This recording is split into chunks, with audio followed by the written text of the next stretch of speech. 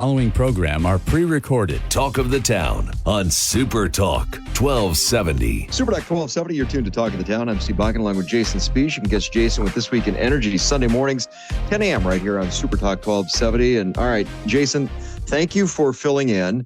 I got to listen online on the Super Talk 1270 app.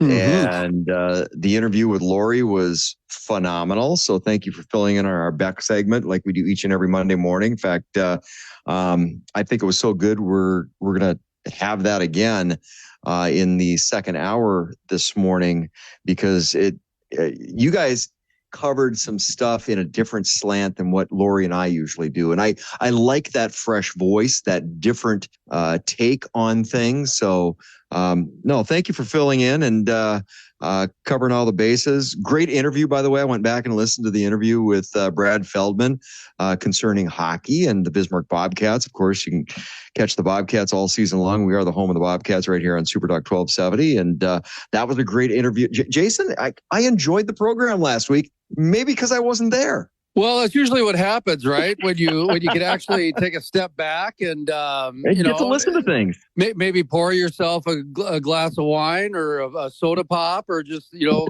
bottled water, whatever it is. It may have been bourbon. Enjoy. It might have been bourbon, but that's a rumor. To each their own, right? I mean, that's why I tried to give a few different examples of the different spectrum of things. And, for me, it'd be like some kind of kombucha. Hey, I'm just happy that somebody knows how to pronounce that because I sure the heck can't. Yeah. And, it's kind of funny because you and I have been actually both road warriors the last few weeks. I just... After doing that interview with Lori, I had to drive down to Minneapolis and be a part of a conference. And I just, got back this morning. So, and I know you just got back from doing some dog stuff, and I brought my dog with me. And it's been it's been the dog days of September, Steve. Yeah. So you know what? A road trip is much better with a dog, though. I will say that. You know why it is for me is because it forces me to stop every hour and a half to get out, stretch my legs, and let the dog stretch the legs too. It's almost like driving with a small child. Okay, so we got a little disconnect here because when I'm traveling, and I usually stop about every 3 hours to let the dogs out, except I have to wake mine up. And so, hey, time to get up. You need to get out and potty break. Otherwise, they'd let me drive straight through. I think they just want to get where they're going. Oh, during the day, mine nuzzles up, starts moving my hand with her nuzzle, to like, let's go out to there's a lake we just drove by. There's a river we just drove by. At night, she sleeps pretty good, but during the day, she'd rather be out in the tall grass and everything else. And, for me, having the post-cancer and that sort of thing, my doctors want me to get up and walk every couple hours anyways. So it works out nicely because, man, driving is fine for a while, but it can really wear on you. And, grabbing on to, like for me, driving back and getting the sun in your eyes and going into construction and having semis whip by, that can take more out of you than a 3-hour basketball game that you play or, a 20-minute run or something like that. Driving can emotionally drain you. It can physically drain you, and it can stiffen you up pretty good too. So that's another reason to travel with a dog. Yeah, I noticed that getting out for breaks. It's like, a little stiff and a little sore. But no, it was a good week. Of course, everybody that knows me, I'm a big connoisseur of dogs, and I have Gordon setters that I breed and I show. And it was kind of cool because we went to Michigan for the Gordon Setter National Specialty. So that was very fun because we had a litter a year ago last August. So we had 1-year-old pups. Wound up keeping 2 out of them that we were showing. And I can't wait to get them into the field for hunting because I've got some great opportunities to get out there and do a little pheasant hunting with them. And they were too young last year. So this will be the first time I get them in the field, and a lot of training over the summer, see if that's paid off at all, or, there's always that learning curve. But it was cool because we had 5 puppies out of our litter at the Gordon Setter National. And that was just kind of cool. Jason, I'm not going to lie. I've been doing dogs for a long time. I had my first Gordon Setter in 1998, And this was so cool with this litter.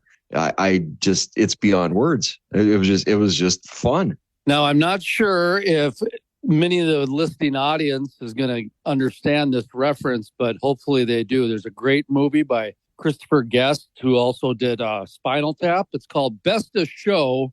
And how accurate is that movie with the dog shows you go to? Is it? Do you have the Parker Posey freak out because he didn't bring the chew toy and kind of the backwoods guy just kind of showing his bloodhound? So backstory on that. So a friend of mine who I show and breed Gordon Setters with in Washington State, she's originally Canadian. She was actually the consultant on that film. And it's a lot of sitting around, but she had an English pointer named Cowboy who they wanted to be best in show because that's the logo for AKC. And she's like, not going to happen. He's a 12-year-old dog. And so then they did a rewrite and had the other dog win. But her Gordon Setters are also in that. So when you see Gordon Setters in there and the pointers in there, those are my friend's dogs. Get out of here. That movie's a little bit closer to home to me than most people would think. But the other side of it is the politics are spot on. And I credit that movie and being in dog show worlds for a little bit of the reverence I have towards being in politics. And it's good practice showing dogs in the dog show world for what politics are like in the real world. Folks, if you're a fan of The Office or you're a fan of Parks and Rec, those two basically came from Best of Show because it was a mockumentary, if you will, a fake documentary. And I mean, from Eugene Levy to Christopher Guest to Catherine O'Hare, there are so many Parker Posey. There's so many character actors and lead actors in that movie. It's seriously in my top 10 of comedies. It is so good. You're right that it's a mockumentary, but it's more accurate than anybody would ever think. Well, that's what makes The Office so good. It's really accurate, even though it's fake. It's like, oh, I know that guy, and I know that girl, and I've been in that situation. Oh, yeah. It's like Office Space. There's always that one guy with the stapler. Exactly. Who doesn't get the piece of cake. Wait a minute. How did the office building burn down? I don't know. And he's just sitting there on the beach in Jamaica, just loving it, man. And, so we're up against a break, but when we come back, I want to find out what I missed. What else did I miss when I was gone? This is Talk of the Town. I'm Steve Bakken along with Jason Speech. You can get Jason with This Week in Energy Sunday mornings, 10 a.m. right here on Super Talk 1270. Super Talk. Talk of the Town on Super Talk 1270. Super Talk 1270, you're tuned to Talk of the Town. I'm Steve Bakken along with Jason Spees. Jason, of course, kind enough to fill in for me last week when I was in Michigan for the Gordon Setter National, and great time. I'm not going to lie, the bourbon tasting party was kind of fun one night as well. But I'm kind of curious. I got to listen to some segments of the show, some downtime, pulled up the Super Talk 1270 app and listened to some segments, but I didn't catch all of it. So what else did I miss over the last week? Well, there was the release of the state of North Dakota's re-education website. That is just, honestly, the only word that you can really describe it, if you were to grab Webster's dictionary, is propaganda. There's very little in there that's not propaganda. And so is this the same website that was constructed by AE2S? That's correct. At a consulting rate of about $200 an hour to build a website? Yeah. And what's interesting about all this is that, they'll say that those are normal consulting fees. Yeah. If you get good consulting, But if you're going to try to say that this website had top-notch consulting, well, that's more propaganda. It's kind of like how the only place they've distributed is through Jeff Simon and the Western Energy Association, and they're trying to say that he's volunteering his time. Oh, really? Well, that's more propaganda because, first of all, Jeff Simon was named as one of the people who's going to work on it. Part of the reason why they got the money. Secondly, Jeff Simon gets paid to do the Western Dakota Energy Association, who has members who directly benefit from the carbon pipeline. And these are out-of-state companies primarily who are benefiting. So by allowing him to volunteer his time to distribute, well, what does that say? Why would the people, the taxpayers, want to use Jeff Simon as the only source of distribution for this carbon website? If we're supposed to educate the public, well, why is the only place they're distributing it to out-of-state oil companies? So more propaganda, more corruption, and it's absolutely sickening how arrogant they are about this whole deal. And secondly, it's becoming increasingly more concerned how cavalier they've become with spending other people's money, and how easily the state can allow them to lie. Like, for example, the plume model. It's another thing you missed. So they said that the state said that Summit doesn't have to release the plume model because it might aid terrorists. Well, that's the most flimsy thing I've ever heard in my life. Also, why is the state protecting a private company from putting a pipeline in that would actually be targeted by terrorists? Why is the state protecting a private company that's now going to make it difficult for people to get insurance? You think State Farm wants to insure something that a terrorist might attack? Thirdly, they're using that as an excuse, which is probably less than 1% of reality happening. But a pipeline breaking, that's probably about over a 20% chance. So they're not going to protect the people against something that is over a 20% chance of happening, but they're going to protect the private company for something that has less than a 20%. So what you missed, Steve, was an abundance of examples of how the state is protecting this private company while using the public dollars. It's absolutely abusive. It's unconscionable.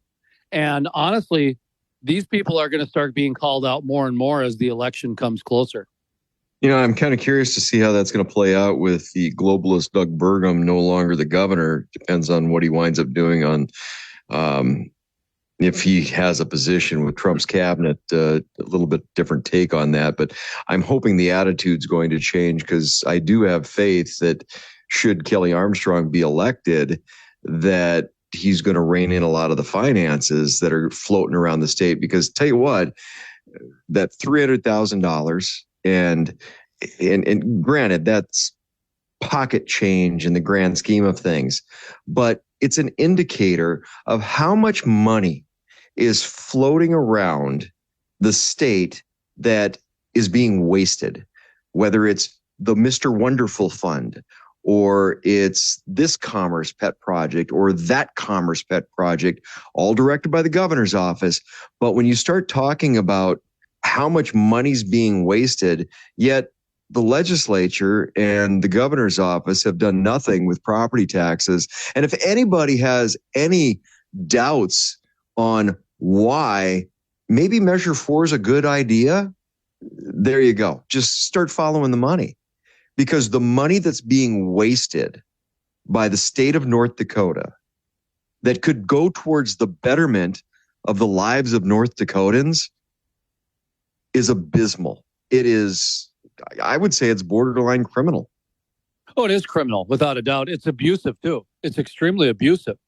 And it does show how poor of professionals they are, how poorly they run businesses. Because if they need to spend this much money to do things, well, they're not very good business people.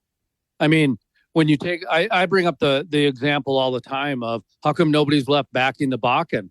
Well, because Ron Ness gave Rob Lindbergh millions of dollars and he pissed it away.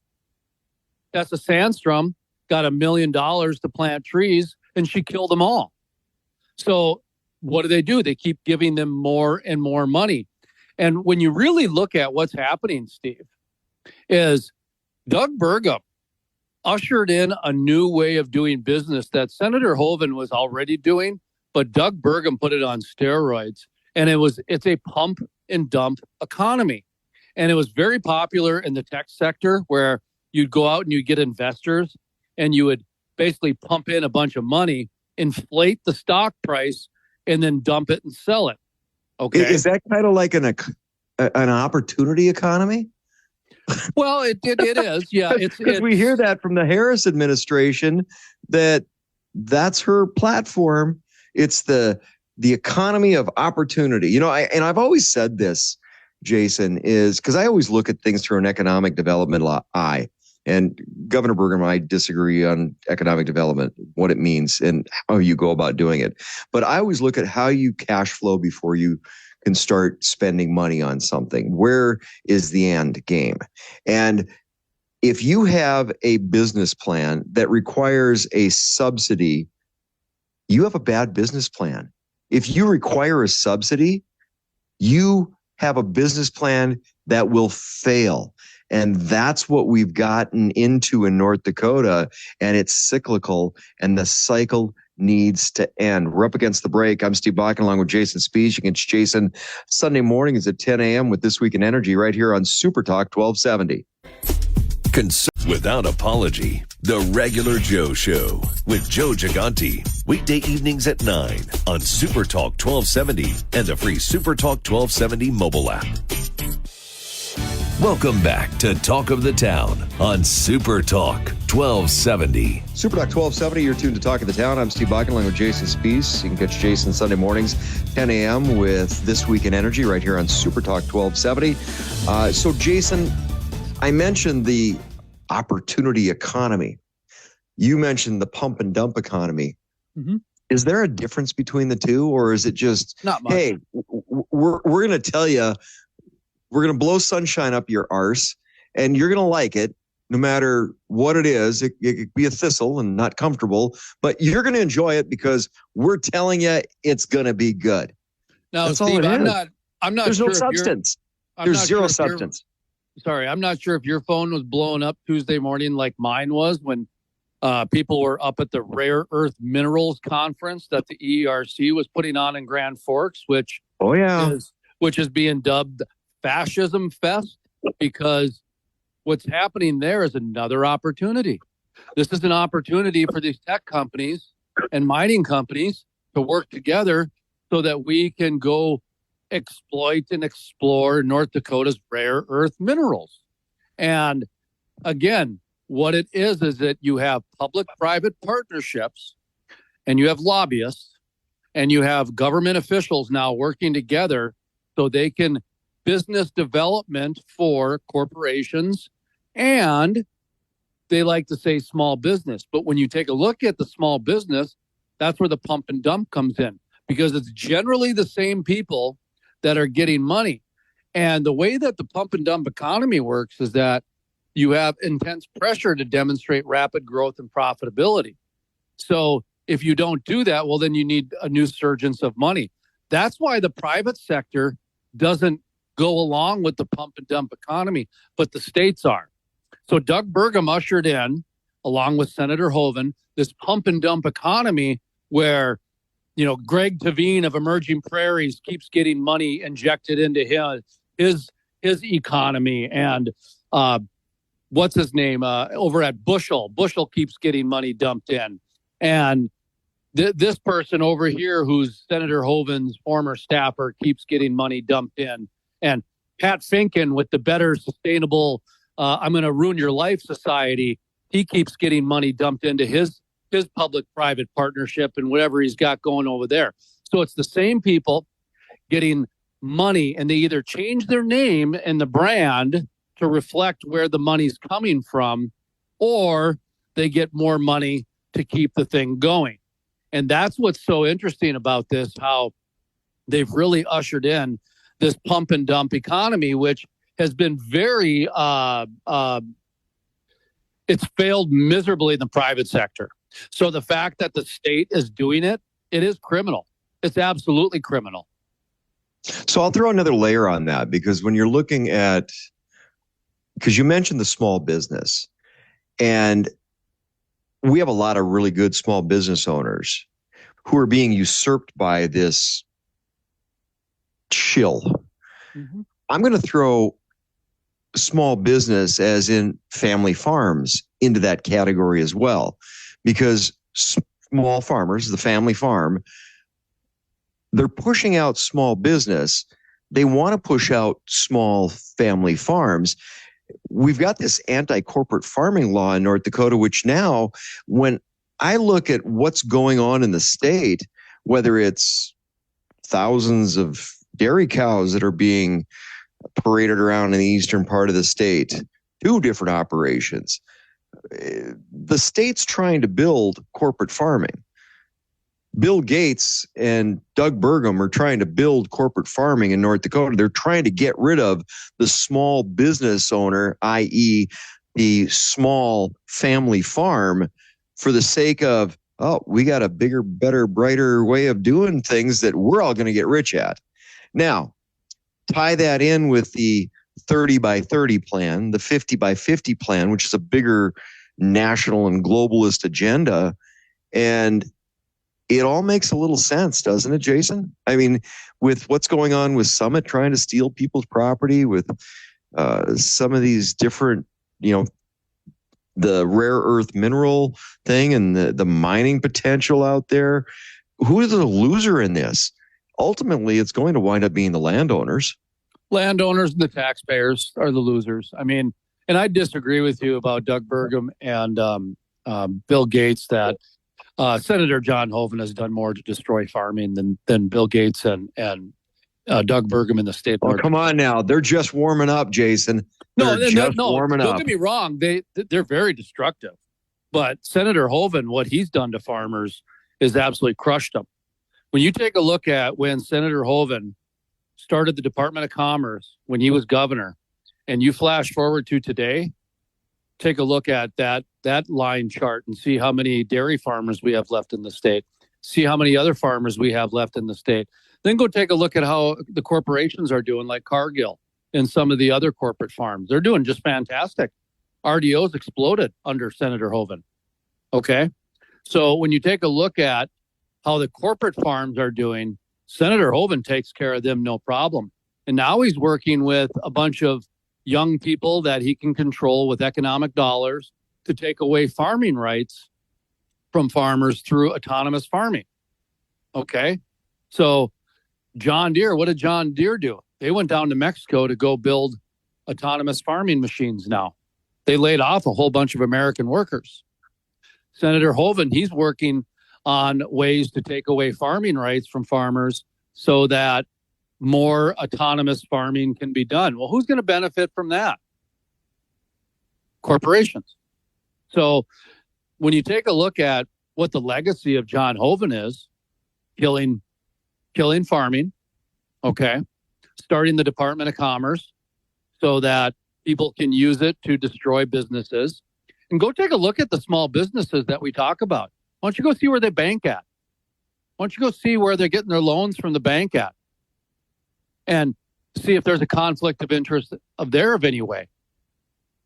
So to me, Doug Burgum and Bill Gates, they're just getting started.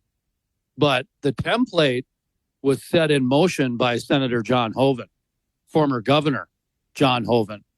And I've said for a long time, Senator Hoeven has destroyed more businesses than COVID. Doug Burgum has destroyed more businesses than COVID. And those two should be held responsible for the destruction of the Constitution, property rights. I know we got to take a break. When we come back, I'd like to talk about how Lynn Helm basically said that Senator John Hoeven and Doug Burgum are against property rights. Would you like to hear that story, Steve? How Lynn Helm? I would. That's very intriguing to me. Yes. I do want to hear that. When we come back from the break, I'm Steve Bach along with Jason Speaking. It's Jason Sunday mornings, 10 a.m. with This Week in Energy right here on Super Talk 1270. Super Talk. Talk of the Town on Super Talk 1270. Super Talk 1270, you're tuned to Talk of the Town. I'm Steve Bach along with Jason Speech. You can catch Jason Sunday mornings, 10 a.m. with This Week in Energy on Super Talk 1270. And don't forget, Bismarck Bobcats. We are the home of the Bobcats, home and away all season long, this Friday and Saturday. And Yeah, well, I mean, it's hockey season, baby. And Jason, I caught your interview with Brad Feldman of the Bobcats, general manager for the Bobcats last week. Great interview. Looking forward to talk to Tom Briggle this week and get a little more insight with the Bobcats. But you got my interest piqued a little bit when you were talking about Lynn Helms, you said, saying that Senator Hoeven and Governor Globalist Doug Burgum have destroyed property rights. No, somebody said that out loud. No, they're against property rights. So right. Somebody said that out loud, huh? Well, now you got to read between the lines, because you got to remember that it's like the old saying goes, how can you tell when Lynn Helms is lying? Well, he opens his mouth. Okay. And so when you listen to what he's saying, you have to really listen closely. One thing that Lynn Helms does is he works for the corporations out of state. He doesn't give two crap about anybody in the state of North Dakota. Okay. And he's proven that with the way he's handled the Bakken. Your grandchildren's grandchildren are going to profit off the Bakken. Okay. Well, a lot of people took that as face value and they went into debt. And then all of a sudden there was a bust. And we didn't even get 10 years out of the Bakken. Like that, that's way off. And now your grandchildren's grandchildren are going to be subsidizing Harold Hamm. Okay. When you think about that, and John Hoeven, Senator Hoeven, called it the forever boom. That is some extremely reckless language for regulators to be saying. Like, there are people that literally took out loans because they wanted to go do honest business out in the oil patch, only to have Lynn Helms and John Hoeven profit the whole time. While businesses were going under, they were taking care of bankrupt oil companies. So Whiting goes bankrupt, don't worry, we'll take care of you. But while the local companies go bankrupt, yeah, you guys can go kiss off. So there's a lot of animosity and a lot of distrust for Lynn Helms and a lot of distrust for Senator Hoeven. Joey Harris from the Bismarck Tribune did an article on the New Carbon website, and he interviewed Lynn Helms about it. And Lynn Helms said, you have friends, you have fence sitters, you have foes, and you have fanatics. You can reason with the friends, the foes, and the fence sitters, and you can even move them over, but not the fanatics. So Lynn Helms used the Bismarck Tribune's platform to tell everybody that fanatics, you can't change their mind. It's like talking to a brick wall, right? And what did the Fargo Forum do that same week? One of their reporters / bloggers came out and wrote an article. And within that article, he said that the only people against the carbon pipeline are people that are extreme left and extreme right. Everybody else is for it. That is an extremely incorrect statement and reckless for the Fargo Forum to be printing that without putting a disclaimer in there that they don't back that at all. So by them not saying that this is not a reflection of ours, that means they endorse that as well. Lynn Helms, though, used the Bismarck Tribune to paint the picture that if you're not for this pipeline, then you're a fanatic. Okay, Lynn Helms, let's reverse that around with your words. Doug Burgum must not be for property rights. He must be a fanatic against property rights. John Hoeven must be a fanatic against property rights because they're not budging. They're moving forward. Randy Chrisman must be a fanatic against property rights. So all these Republicans who have campaigned and won elections based on property rights, according to Lynn Helms and his statements that were published in the Bismarck Tribune, that must mean that they're fanatics against property rights, Steve, and their mind cannot be changed. Because what's happening is Lynn Helms and the Fargo Forum are trying to paint the narrative that if you're not for this carbon pipeline, then you're a fanatic, an extremist, or a domestic terrorist. That's what we're talking about, Steve. You know, it's rather interesting that something as rudimentary as property rights here in North Dakota, it just, you keep opening up more and more things when it comes to this CO2 pipeline. And going back, I mean, like, you take a look at the dominoes that were put in place or that were tipped over as part of this, and it goes back and back and back. And I'm back to 2012 on some of this crap. You take a look at last legislative session, the 8 property rights bills that were killed. Why? Because, well, we got to make room for this CO2 pipeline scam that's coming in. And it goes back much larger than anybody can imagine. And to me, that's really the frightening part, Jason. This is one of the reasons why I continue to bring up the fact that when Doug Burgum announced he was running for president, he didn't mention the word God once, but he mentioned the word environment a dozen or so times. Senator Hoeven said nothing. Senator Kramer said nothing. So no Republicans said anything. And to me, it was a news story, the fact that how is it a Republican who ran for office didn't say, and God bless you, may God be with you, or mention the fact that he pulls his value system from a Christian base or something, because that's important to people. People want to know, where are you pulling your values from? Because if you're somebody like Lindhelm, if you're somebody like Ron Ness, if you're somebody like Doug Burgum or Senator Hoeven, and you do not have any values, it is very easy to lead that person around with money. It is like a mouse being led around with cheese. So, and it's kind of interesting that Bruce Ratliser, he's known as the rat.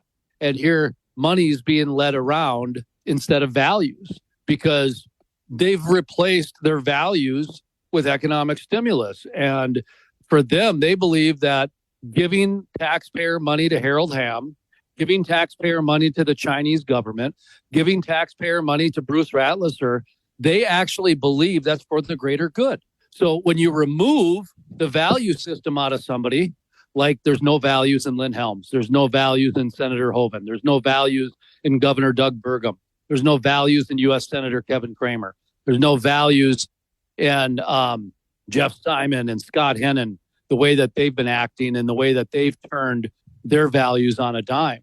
But they're doing it all for money. They're doing it all for money.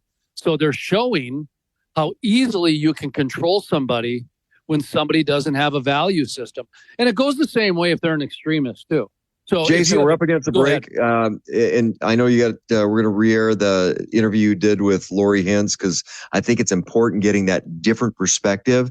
And if people didn't catch it on Monday, and I had a lot of people who said, hey, I didn't catch it, go back, and your opportunity to listen to it right now. But the bigger thing is, what I ask is, at which altar are you kneeling? And that's a question that should be asked in North Dakota, and it's really relevant today. So, Jason, of course, Sunday mornings, 10 a.m., The Crude Life, This Week in Energy, ESG University, all those different components, all part of This Week in Energy, right here on Super Talk 1270. Talk of the Town, weekday mornings starting at 9 on Super Talk 1270 and the free Super Talk 1270 mobile app.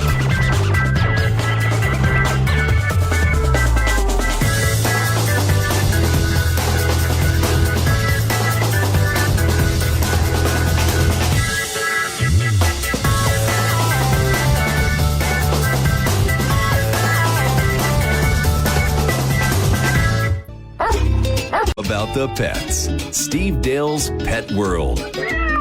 Saturday afternoon at 4 on Super Talk 1270. Portions of the following program are pre-recorded. Welcome back to Talk of the Town on Super Talk 1270. Welcome back to Super Talk 1270's Talk of the Town. My name is Jason Spies, sitting in for Steve Bakken. Thank you, folks, for joining us here today. Lori Hintz is our guest. She's with Beck News. But let's get right back to our interview and some of the ridiculous propaganda that's coming out of the state of North Dakota. Look up the word, folks, and then go check out the carbon website the state put out and tell me that's not propaganda. $200 an hour. Let's get back to that as well. If that's $200 an hour for a consultant, these are terrible consultants, because they're, well, in all seriousness, I mean, $200 an hour for a consultant, yeah, that's regular if you're getting good consulting. But this is more like $200 an hour for like a Madison Avenue PR firm, really. Yep. Or a lobbyist firm. Well, and the problem is that not all citizens are aware that that is what their money is going toward. But when you look at things like, we're right now coming up on an election where people are talking about measures that are going to be decided in November. And when you talk about things like property taxes and where the money goes and where the money comes from, things like this, where you have $300,000 to educate people about something that is a private business for profit on the backs of citizens. It's just there. Many people's heads are exploding right now because, like, why are my tax dollars being they're being used to re-educate me? It is it reminds me a little bit of some of the things that happened in 2020 with COVID, where we had the North Dakota Department of Health go out there giving all sorts of information to people and usurping constitutional rights left and right. And now we've got the same sort of thing going on with this pipeline, where we've got a website dedicated to educating the public. And one other thing that this said, they have a section of this article from the Bismarck Tribune. And again, this is Joey Harris, but it says the politics. For as loud as the two sides have been, it says, polling indicates that much of the state is up for grabs when it comes to opinion on carbon capture efforts. Now, you and I, Jason Spiess, have been talking about this for months, for quite a long time, but not everybody knows really what's going on with the carbon capture. Not really anybody really cares unless they have been paying close attention or they have neighbors or friends who are being affected by a pipeline route. Quote, these things always break down into 4 F's. You've got friends, fence sitters, foes, and fanatics. And all but the fanatics can be moved one step in your direction. You can turn foes into fence sitters and fence sitters into friends, and you want to keep your friends. The state's former top oil and carbon storage regulator, Lynn Helms, said this at a meeting earlier this year prior to his retirement. And Hazy said the website is intended to be a neutral source of information on the industry. You didn't really call it neutral, Jason. I did not hear the word neutral in your propaganda discussion there. Well, the thing is that what Lynn Helms is saying is that if you're not for the project, you're a fanatic. That's what he's saying, because you have to understand, if you're a friend or a foe or a fence sitter or a fanatic, okay, so what does that mean? That means that if you're for property rights, does that mean that people for the pipeline are fanatic? Because they're not being moved. So does that mean, for example, Doug Burgum, who's a big proponent of this to the point to where he's on a lot of videos on YouTube telling property owners to, go press sand. So is Lynn Helms saying that Doug Burgum is a fanatic against property rights because he will not move at all towards this pipeline? No, he's saying that you're normal if you like this pipeline, and if you're not, you're a fanatic. I did notice that one of the Forum reporters said the same thing, that the only people that are against this pipeline are extreme left or extreme right people, because everybody else in the middle is for this pipeline. So the narrative and picture that they're trying to paint is unconscionable in my mind. It's absolutely sickening the way that they're trying to say somebody who wants to just be left alone on their property is now a fanatic, is now an extremist or a domestic terrorist, if you will. To me, Lori, it's absolutely sickening to see what Lynn Helms has become. It's sickening to see what the Fargo Forum is reporting and actually backing, and all just so they can get paid. All for a few bucks. I mean, I know there's some Bible verses that talk about it, 30 pieces of silver and whatnot. Right. But I don't know what your thought is on that, because in all honesty, the way I interpret Lynn Helms' comments on that is that if you are for property rights, that means that Doug Burgum is a fanatic against it, and his mind cannot be moved. Yeah, I can see where you're picking that up on the 4 F's that Lynn Helms was talking about too, because you're right. And I think there are a great deal of people who look at this whole pipeline issue like a non-starter, like a non-entity is so unimportant. There was a poll by the North Dakota News Cooperative earlier this year, and that found that 40% of residents were unsure if carbon capture can mitigate climate change, while 16% believed it can, and 27% believed it does not mitigate climate change. And additionally, 43% expressed concern about climate change's impact on the future, while 34% do not see it as a problem. And that is that is very illustrative of people in North Dakota's apathy on the whole thing. They just don't see how it affects them. People don't, in North Dakota, we're just doing our thing. We are just doing our businesses. We're doing our daily lives and, raising the children and going about our crazy busy schedules. And we're not thinking about that. It isn't even on the radar.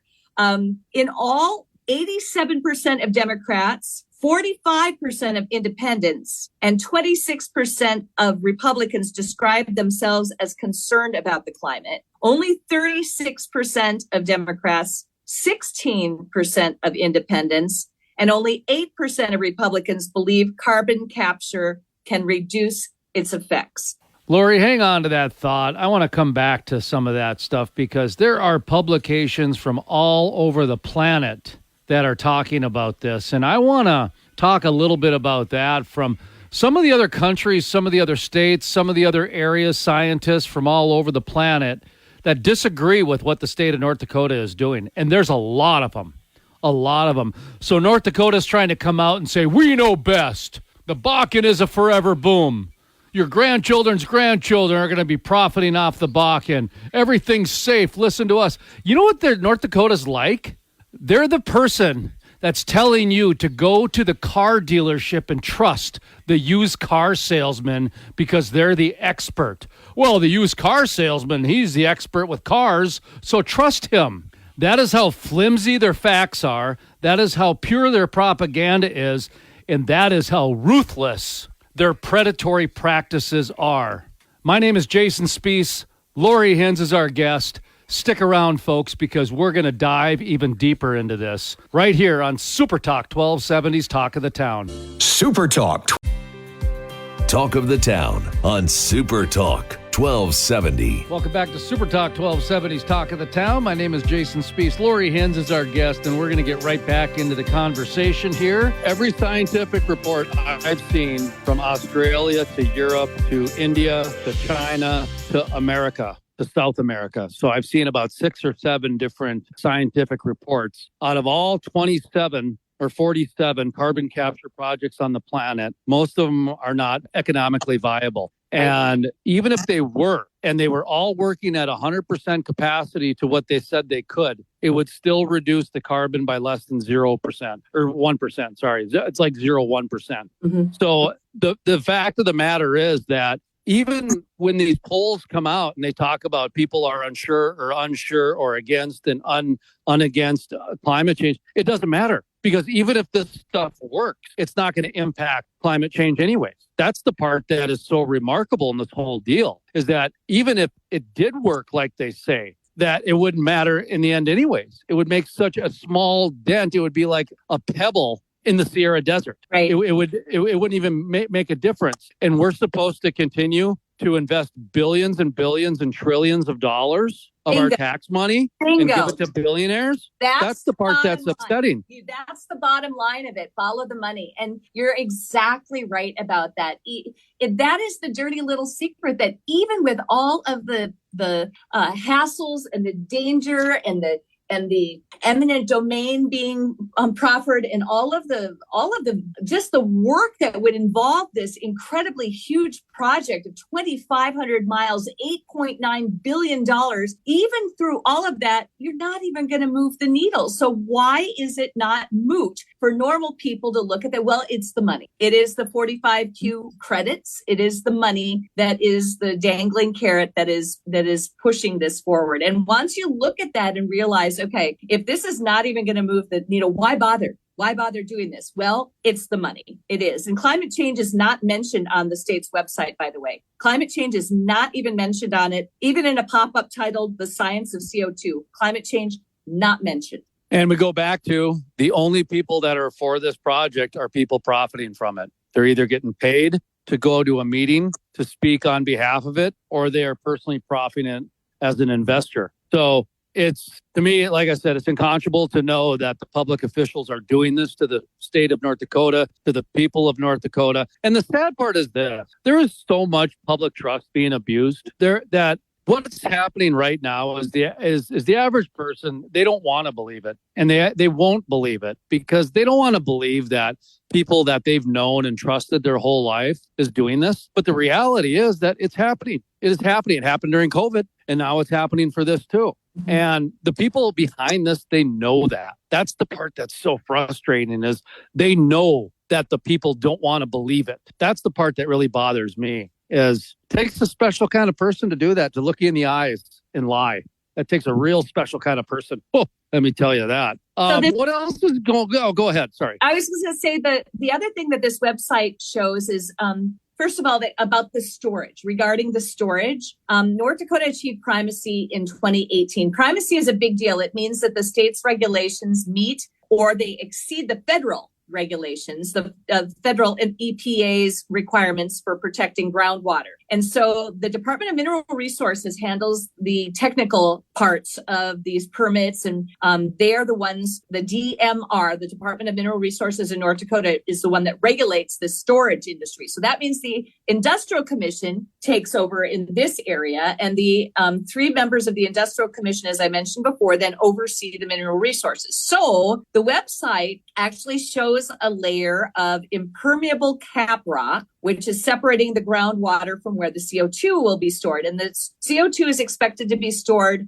over a mile down. When you think about that mile down, Jason, I'm wondering about aquifers. I'm wondering about possibilities for groundwater. And, Steve freaks out every time I say water, and he's right to, because those are the most important, resources that we have. Some of the most important resources we have in the state are water resources, and how the amount of water is going to be needed for doing this, for flushing through the pipelines, for doing all sorts of different things. But mostly, when you think about the water, that is a resource that needs protection. And I think that they say that this is supposed to be a really perfectly suited for permanent and safe storage area of the country. There are other areas of the country. I would like to know why it is that Iowa isn't sequestering theirs in Iowa, why Nebraska isn't sequestering their CO2 in Nebraska. Why are we taking everybody else's CO2? That is a question I've never had anyone answer.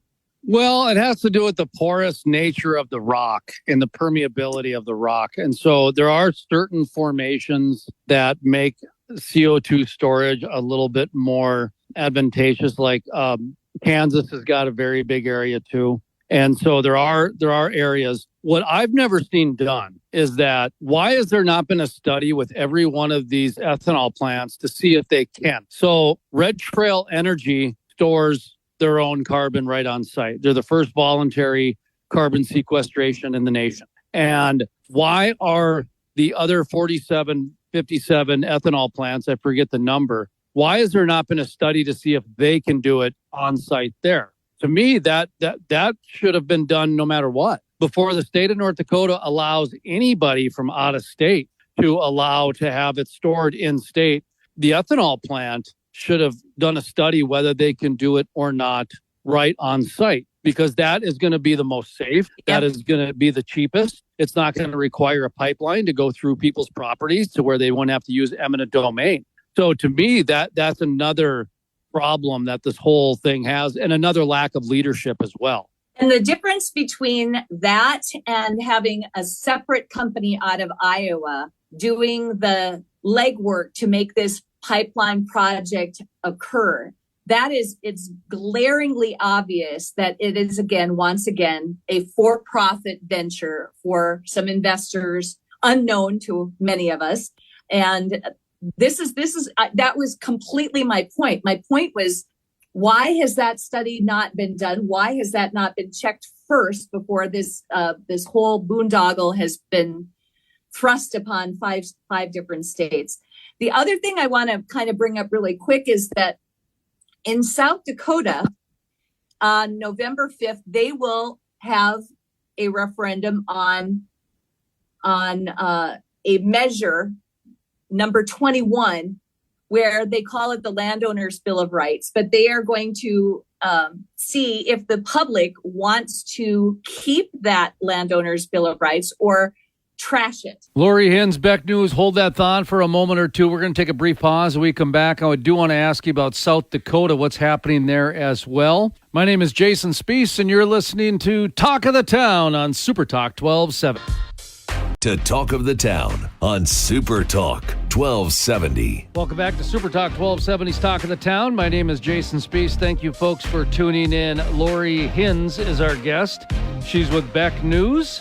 Let's get right back to the interview. Before we went to the break, I wanted to ask you about the plume model. I kind of went off on a little bit of a tangent, but during the commercial break, I remembered I wanted to ask you about the plume model. Okay, so on the 16th, I believe it was, of September, the Public Service Commission issued a decision that it would not force the long sought after plume model to be released. This is according to the North Dakota Energy Council, and this is as reported by Dustin Goverlow. The plume model is the essentially computer-generated simulation showing what will happen if something bad happens and there is a physical rupture to a pipeline itself that is not caught in time. Secondary only to the initial private property rights ramifications related to the potential use of eminent domain, the concern over the plume model and being prepared for a toxic event has been at the forefront of the controversy, this article says. Summit has declared that they can't release the plume model because it'll give terrorists and ordinary vandals ideas on how to cause a mass casualty event. Now, the pipeline itself, as you have to remember, is cited on the website of Summit Carbon Solutions. Anybody can see where the pipeline actually goes. The plume model would tell you where the devastation and destruction would go. So it's really hard for opponents of the project to figure out what the problem is with Summit doing this, declaring that they can't release the plume model because it will give terrorists and ordinary vandals ideas on how to cause a mass casualty event. Opponents of the project have said the fact that the pipeline could be used to create a casualty event of any type anyway is another reason why it needs to be moved as far away from high populations as possible. It's sort of a chicken and egg situation in this one. Logic would dictate that if a pipeline is a target for terrorists, they would be able to figure out where it is and where the worst place to cause destruction would be. Now, you couple that with the geopolitical situation we have right now with open borders and with known terrorists across the land, and it's just a recipe for disaster. And those of us who are regular everyday citizens listening to this broadcast going, wait a minute. Why would you even have the opportunity available to anybody to do this sort of thing? So, of course, there are private viewings of the plume model. They've been shown to local government officials. Some of the landowner developers who are worried about the project have seen it, but they don't really instill any confidence in them. And the quote here is, "We wish everyone near this route the best if the project is built, and sincerely hope that Summit Carbon Solutions will reconsider the idea of building a project that would be a likely terrorist target so close to a population area." When I heard that, to me, it was more of an admission of corruption and an admission of guilt. Because number one, why would the state be protecting a private company to bring in something that a terrorist would target? Why would they be using eminent domain to put something on somebody's property that a terrorist would target? Why would the state be putting something on somebody's property that doesn't want it, that is going to make their insurance rates skyrocket or not even allowed to be insured? Because all of a sudden now State Farm is going to be like, well, you've got something that a terrorist might target. We don't know how to insure this because of that reason. This was such an admission of so many different corruptible actions by the state, in my opinion. To me, it just said that this was a backroom deal. Once again, another example of how this was a backroom deal, because that is a very flimsy excuse, because as you pointed out, anybody can go onto a website and take a look at where the pipeline is and go to the GIS and figure it out. This is no different than going and taking a look at when airplanes are taking off and leaving, for crying out loud. Exactly. So for the state to protect a private company like this, that is even more evidence that there are members within the state that have a vested interest in this. And I always go back to when you go to any of these public meetings, the only people that are for this project are people who are profiting from it. There are people who are not profiting from it who are against it. There are people who are impacted by it who are against it. There are people that just want government transparency that are against it. The only people that I've seen at any one of these meetings are people who are profiting from it. So to me, it just smacks again as more evidence of this is public-private corruption happening. And I don't know, what is your kind of takeaway from the fact that they won't release this? My takeaway on that is transparency. And the one thing that the company has probably most failed to do is be transparent with the landowners and the officials in the state about this project. So many questions about possible EOR stuff. Why would that even be discussed when everybody knows and it's on the site that it says it's just simply and only and solely for sequestration? So that's a question. When you have land people going to landowners' homes and telling them one thing and saying, well, it's just kind of like carbonated soda. And you know, and I've heard that. I have had landowners tell me that is what they were told. Well, it's not really too worrisome. It's the same thing that carbonates your pop or your soda. That type of lack of transparency leads to distrust. And once there is distrust, it is very hard to get that trust back simply because you're saying, well, sorry, we just don't think that it is going to be safe with you if we show you where the actual plume modeling would be. I mean, it's ludicrous to think that people would find that transparent when that's what they're just looking for, is people just being honest with them. Do you know what I'm saying, Jason? If anybody actually said that it's just like soda pop, that is not a lack of transparency. That is an outright lie, or they are very stupid. They're very dumb and ignorant, because carbonic acid is not Coca-Cola. And to think that there's actually people out there saying that or have said that in the past, either way, is absolutely remarkable. How about this? How about we take some carbonic acid, and anybody who supports this pipeline, anybody who votes for this pipeline, stick your hand in it. See how long your hand can stay in carbonic acid if it's just like Coca-Cola, if it's just like soda pop. But that would actually take accountability. And the state of North Dakota hasn't demonstrated accountability in decades. Remember, the Bakken boom was a forever boom, according to U.S. Senator John Hoeven, and your grandchildren's grandchildren were going to profit off the Bakken, according to Lynn Helms. Talk about accountability. The two people that ushered a bunch of businesses and families into debt profited the whole way, and they just keep changing the story like a shell game. Lynn Helms, Senator Hoeven, you should be ashamed of yourself. But you don't have any accountability or transparency. All you do is make billionaires that live out of state rich on the backs of North Dakota citizens. We're going to take a brief pause and we come back more. My name is Jason Spees. That is Lori Hins, and you're listening to Super Talk 1270's Talk of the Town. 1270. Welcome back to Talk of the Town on Super Talk 1270. Welcome back to Super Talk 1270's Talk of the Town. My name is Jason Spees. Lori Hins is our guest. She's with Beck News, and let's get right back into the conversation here with Lori. All right, where did we leave off? In South Dakota, things have not been going well necessarily for Summit Carbon Solutions. Things in Iowa have been in the middle, but in North Dakota, things are kind of full speed ahead at this point. So it's really interesting to watch state by state what has been happening. In Minnesota, very little information out of Minnesota. We just have not been getting a lot of great information about what they're doing in Minnesota. The South Dakota Supreme Court did rule against Summit Carbon Solutions, which had proposed the CO2 pipeline across the state. The South Dakota court ruling could directly impact the Iowa case.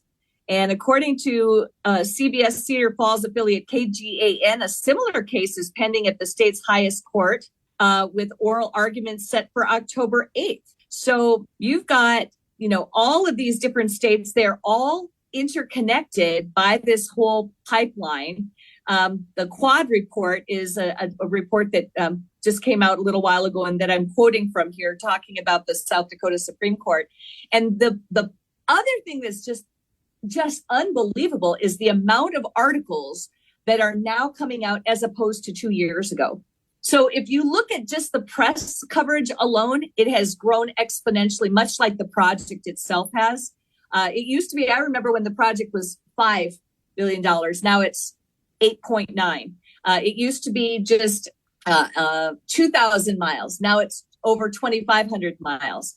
As things grow, so does the interest in these various states, and so does the interest of people who might be affected by this too. So we shall see. Anything else happening with this pipeline that we should know about? Well, there was an article a couple of weeks ago now in something called Future Net Zero. And this was interesting to me because the title was Lack of Trust in Carbon Capture Slows Net Zero Progress. A new report suggests that American carbon capture and storage stakeholders must overcome serious trust deficits to meet net zero targets, according to Future Net Zero. New research by energy experts called Worley and Princeton University suggests that American carbon capture and storage industry stakeholders express a lack of trust in their projects, slowing the pace of infrastructure delivery. The researchers surveyed hundreds of infrastructure professionals and thousands of broader stakeholders and members of the public, and they found that most were generally skeptical of the industry. Within the CCS professional group, 64% were apprehensive about partnering CCS companies when working together in the same CCS project. And CCS stands for carbon capture and storage. 59% of the professionals said they did not trust information from regulators. And 57% expressed a lack of trust in environmental organizations in relation to CCS projects. And Sue Brown, Executive Group Director, Sustainability and Corporation Affairs at Worley, said, quote, "We are strong CCS advocates, but this research indicates that unless participants build durable trust with each other, its potential to deliver a critical means of cutting carbon emissions in the U.S.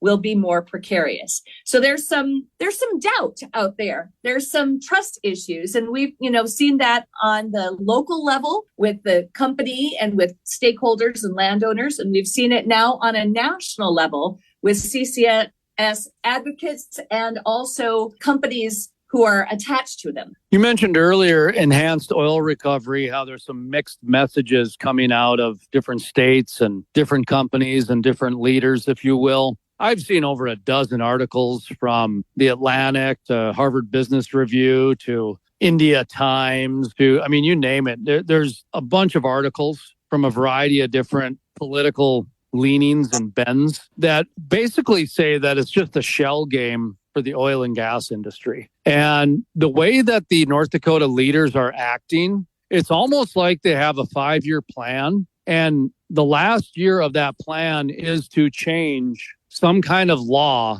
that allows that carbon that's going to be stored permanently to not be stored permanently, but to be used for enhanced oil recovery. What is your thought on that? Classic bait and switch. Classic bait. And we have been alerted to this since December when Beck held a broadcast that we did of an event that was at the National Energy Center of Excellence. You may remember that, in which that was very much discussed and people were asking questions. They were allowed to write questions on index cards and ask that. And we can see it in slow motion in real time that is very likely the end game. But why are people being disingenuous about it? Well, it is, again, you have to go back to the almighty dollar because you've got a 45Q credit, which is it is contingent on the fact that it is permanently stored, permanent storage. So it is a classic bait and switch and we can see it coming. But of course, any amount of information talking about it is just poo-pooed because, of course, on the website, the Summit Carbon Solutions folks say that, I'm sorry, it's just for storage. That's all it is. I will tell you that there are some